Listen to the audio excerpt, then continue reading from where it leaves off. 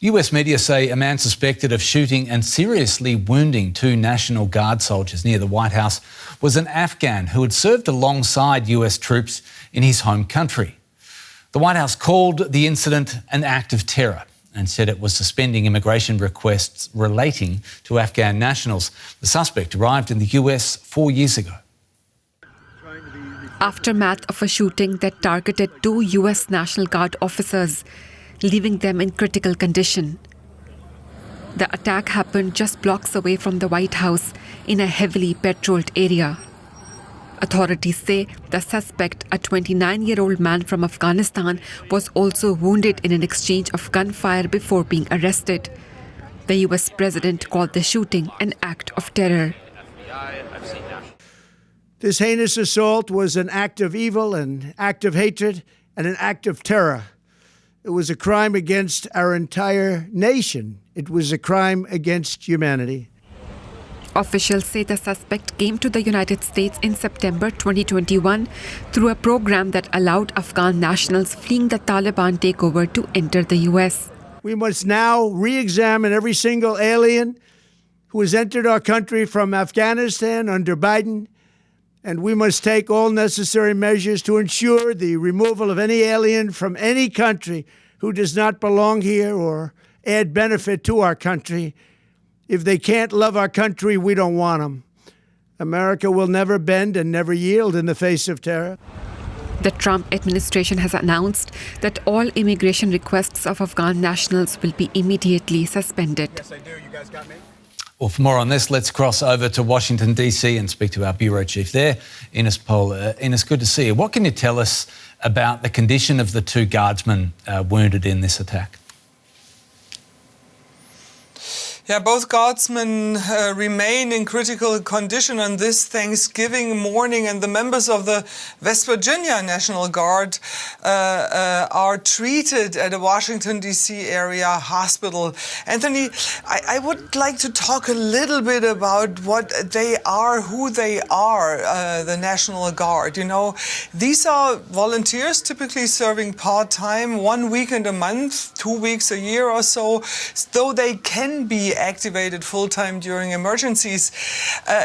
Normally they are tied to national disasters like floods or wildfires, and it's important to know that they are not the same as the masked ICE agents who conduct immigration enforcement operations, so they're totally different brands. However, during the Trump administration,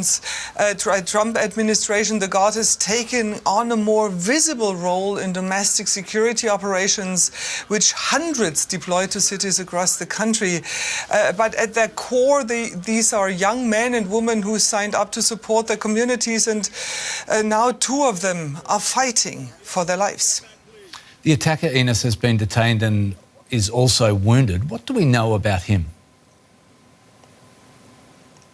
So officials say that the suspect is an Afghan national who arrived in the United States in 2021 as part of the so-called resettlement effort after the American withdrawal from Afghanistan. Media outlet, and I should stress unconfirmed at this point, they report that he served for about 10 years or so in the Afghan army, working alongside US Special Forces in Kandahar. He is 29 years old, had been living in Washington State, and so far there's no known criminal history. He's also treated in a regional hospital because he apparently got also wounded. There was a pretty swift reaction from President Trump and his administration. What have they put in place? Right, President Trump was in Florida for Thanksgiving last night when this happened, or last afternoon. Actually, the shooting was around 2:15 in the afternoon local time.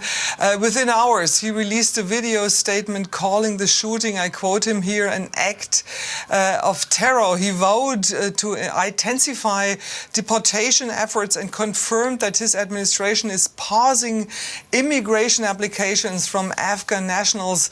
This is, of course, stirring up a lot of uncertainty in the Afghan community here in the United States and, of course, also abroad. I also want to mention that he used really very harsh language about Afghanistan, calling it, I quote it here, a hell hole on earth, and said his team would review every Afghan national who entered the US under President Biden, something officials say was already under consideration before this attack. And I also want to mention that on the security front, he ordered 500 additional troops to Washington on top of the roughly 2,000 already deployed.